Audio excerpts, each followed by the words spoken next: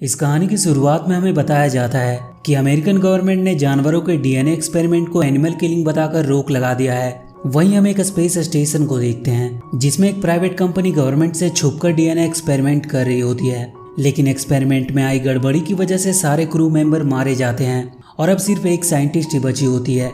वो जल्दी से स्पेस कैप्सूल की तरफ बढ़ने लगती है जिसमें बैठकर वो वापस धरती पर आ सकती है।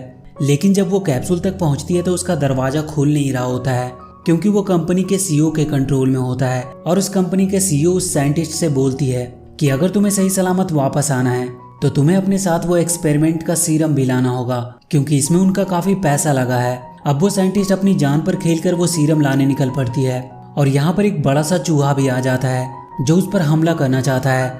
दरअसल ये लोग इसी चूहे पर एक्सपेरिमेंट कर रहे होते हैं जिसकी वजह से ये चूहा बड़ा और एग्रेसिव हो गया था। अब वो साइंटिस्ट किसी तरह सीरम की बोतल लेकर चूहे से बचते हुए कैप्सूल तक आ जाती है और उस कैप्सूल में बैठकर उसे स्पेस स्टेशन से अलग कर लेती है। और अगले ही पल एक जोरदार धमाके के साथ पूरा स्पेस स्टेशन बर्बाद हो जाता है। वहीं जब उस साइंटिस्ट का कैप्सूल अर्थ के एटमॉस्फेयर में इंटर करता है तो उसमें भी आग लग जाती है जिसमें वो साइंटिस्ट मारी जाती है और उसके तीनों सीरम के कंटेनर अर्थ की तरफ गिरने लगते हैं। अगले सीन में हम डेविस को देखते हैं जो San Diego wildlife sanctuary में काम करता है। आज वो अपने 2 नए एम्प्लॉयर्स को गोरिल्ले के बिहेवियर को समझने के लिए उनके पास लाया होता है। लेकिन वहाँ का एक गोरिल्ला जो यहाँ पर कुछ ही दिन पहले आया होता है वो उनमें से एक एम्प्लॉय पर अटैक कर देता है। लेकिन तभी वहाँ पर एक सफेद गोरिल्ला आ जाता है जो उसे बचा लेता है।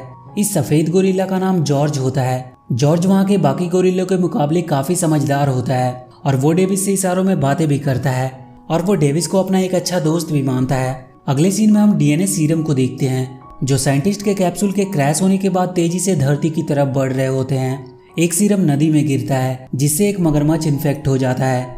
वहीं दूसरा सीरम एक जंगल में गिरता है जो एक भेड़िए को इन्फेक्ट कर देता है और तीसरा सीरम डेविस के टेरिटरी में गिरता है जो जॉर्ज को इन्फेक्ट कर देता है। अब अगले दिन डेविस को पता चलता है कि जॉर्ज ने आज एक भालू को मार दिया है तो वो जॉर्ज से मिलने के लिए उसके पास जाता है क्योंकि इससे पहले कभी जॉर्ज ने किसी जानवर को नहीं मारा होता है।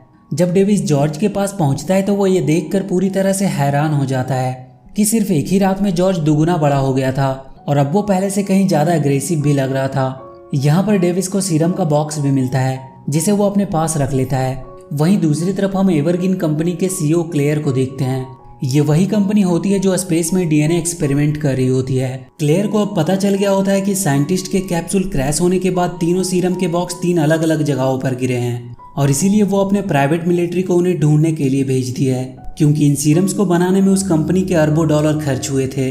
अगले सीन में हम केट को देखते हैं जो कभी उसी कंपनी में काम किया करती थी। वो टीवी पर आ रही न्यूज में देखती है जिसमें बताया जा रहा होता है कि कल रात आसमान से एक उल्का पिंड गिरा और आज एक गोरिल्ला बहुत एग्रेसिव हो गया और वो अपने साइज से काफी बड़ा हो गया है। ये देखकर केट समझ जाती है कि इसमें उसी कंपनी का हाथ है और वो जल्दी से वहां से निकल जाती है। दूसरी तरफ हम डेविस को देखते हैं जो जॉर्ज के लगातार बढ़ रहे साइज और उसके अग्रेसिव बिहेवियर से परेशान होता है। तभी वहां पर केट आती है जो डेविस को समझाती है कि ये सब एवरग्रीन कंपनी की वजह से हो रहा है। वो डेविस को बताती है कि वो कंपनी जानवरों के डीएनए के साथ छेड़छाड़ करके एक नए डीएनए बनाने पर एक्सपेरिमेंट कर रही थी और जॉर्ज का ये हाल उसी डीएनए सीरम की वजह से हुआ है। तभी जॉर्ज बहुत ज्यादा एग्रेसिव हो जाता है और वो पिंजरे का दरवाजा तोड़कर भागने लगता है और चारों तरफ शहर में तबाही मचाने लगता है। लेकिन किसी तरह डेविस जॉर्ज को कंट्रोल करता है पर तभी वहां पर मिलिट्री के लोग आ जाते हैं जो जॉर्ज को बेहोश करके उसे अपने साथ ले जाते हैं। वहीं दूसरी तरफ हम क्लेयर के प्राइवेट मिलिट्री को देखते हैं जो जंगल में सीरम को ढूंढ रहे होते हैं। तभी वहां पर वो भेड़िया आ जाता है जो सीरम के संपर्क में आने की वजह से इन्फेक्टेड हो गया था और इस समय वो बहुत विशाल जानवर बन गया होता है और साथ ही वो बहुत एग्रेसिव भी होता है जो एक एक करके क्लेयर के सभी लोगों को मार देता है। इधर डेविस और केट को पुलिस गिरफ्तार करके जॉर्ज के साथ शहर से बाहर ले जा रहे थे क्योंकि गवर्नमेंट को शक होता है कि जॉर्ज के इस हालत के पीछे इन्हीं दोनों का हाथ है। यहाँ पर केट ऑफिसर से कहती है कि तुम जॉर्ज को प्लेन से नहीं ले जा सकते क्योंकि जॉर्ज बहुत तेजी से बढ़ रहा है और वो कभी भी बेहोशी से जाग सकता है और वो पूरे प्लेन को तबाह कर सकता है।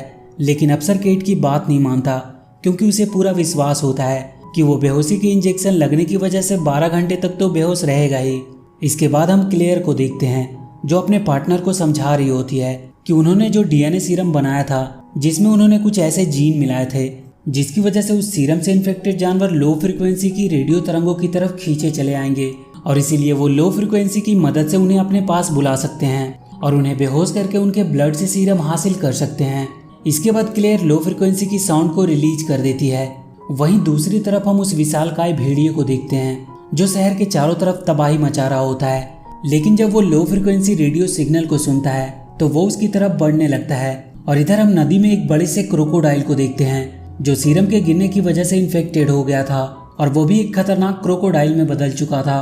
वो भी सिग्नल टावर की तरफ बढ़ने लगता है। इसके बाद हम जॉर्ज को देखते हैं जो अब तक बेहोश होता है, लेकिन जैसे ही वो रेडियो सिग्नल को सुनता है तो उसे होश आने लगता है और उसके बाद वो प्लेन में तबाही मचाना शुरू कर देता है।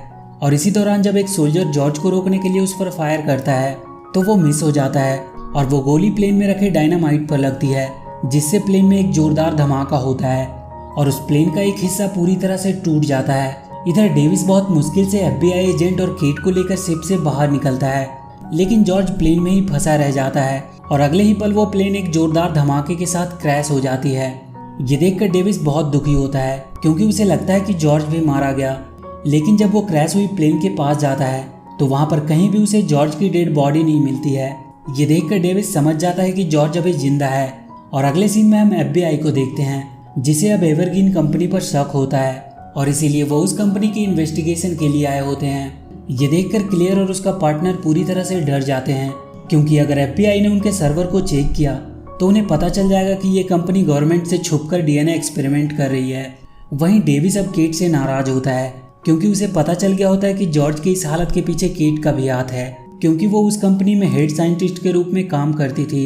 डेविस केट को बताता है कि जब जॉर्ज छोटा था तो वो उसे अफ्रीका के जंगलों में मिला था जहाँ पर शिकारी उसकी आंखों के सामने उसकी मॉम को काट रहे थे और वो डरा हुआ एक गाड़ी के पीछे छुपा था और वहीं से उसने उसे रेस्क्यू किया था और आज उसकी वजह से उसका ये हाल है।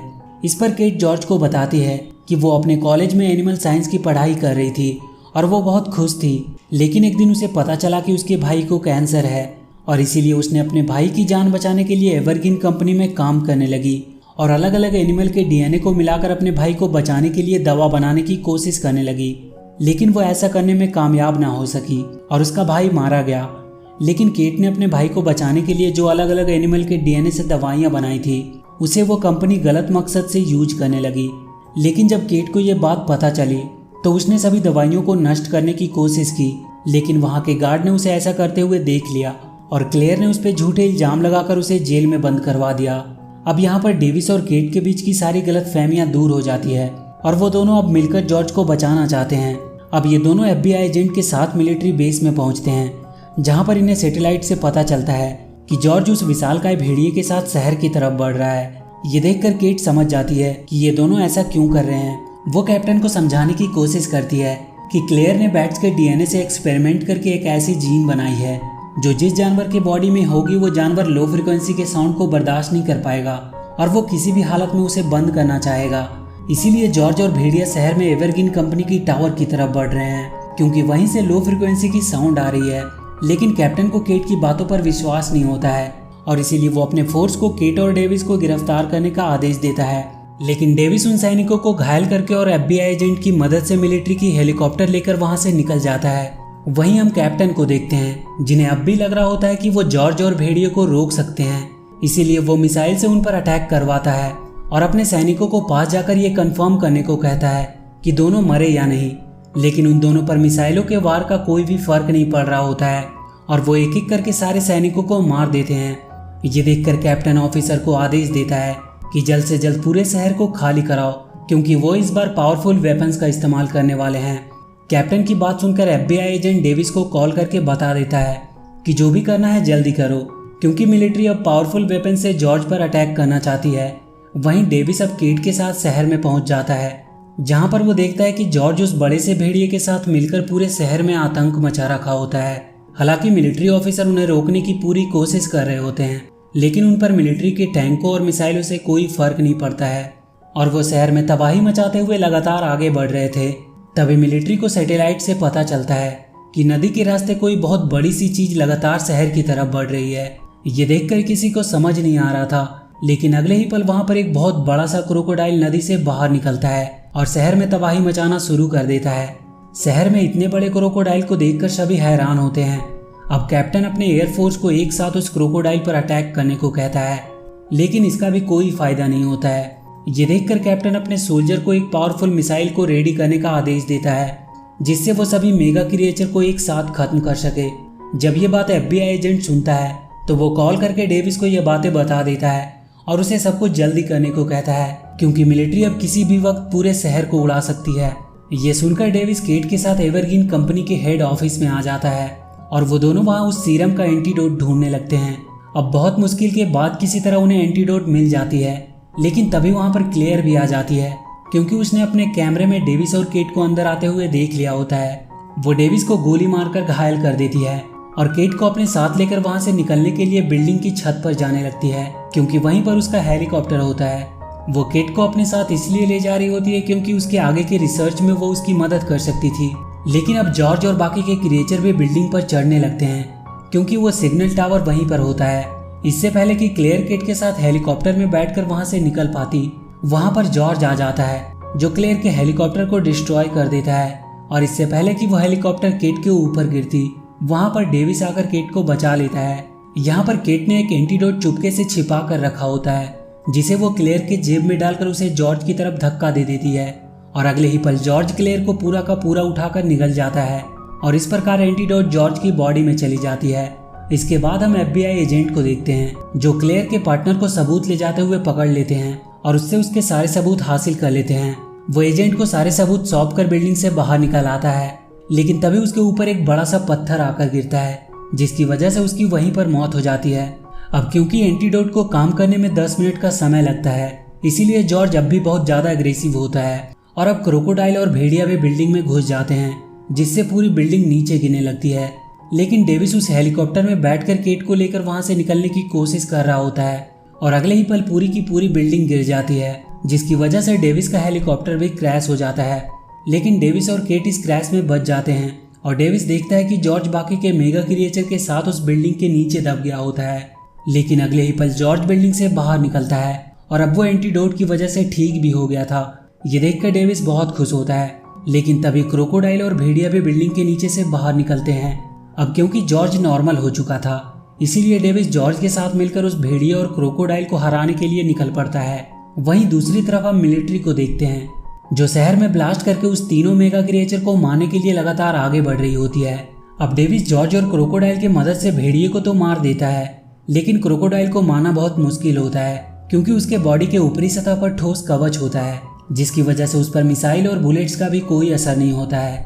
यहाँ पर जॉर्ज और क्रोकोडाइल के बीच एक डेडली फाइट होने लगती है, लेकिन क्रोकोडाइल लगातार जॉर्ज पर भारी पड़ रहा था। ये देखकर डेविस क्रोकोडाइल को डिस्ट्रैक्ट करने के लिए उस पर आर्मी के टैंक से वार करने लगता है और ये देखकर क्रोकोडाइल जॉर्ज को छोड़कर डेविस की तरफ बढ़ने लगता है। लेकिन इससे पहले कि वो डेविस को मारता, जॉर्ज एक बड़ी सी रॉड को उसकी आंखों के आर पार कर देता है, जिससे उसकी वहीं पर मौत हो जाती है। और जब कैप्टन ये देखता है कि डेविस ने जॉर्ज के साथ मिलकर बाकी के दोनों जीवों को मार दिया है, तो वो समझ जाते हैं कि जॉर्ज अब डेविस के कंट्रोल में है और इसीलिए वो मिलिट्री को जॉर्ज पर अटैक करने से रोक देता है। और इस प्रकार जॉर्ज और डेविस मिलकर बहुत मुश्किल से शहर को तबाह होने से बचा लेते हैं। और इसी के साथ ये मूवी यहीं पर खत्म हो जाती है। तो वीडियो अगर अच्छी लगी हो तो please do like and share the video and please subscribe to my channel and press that bell icon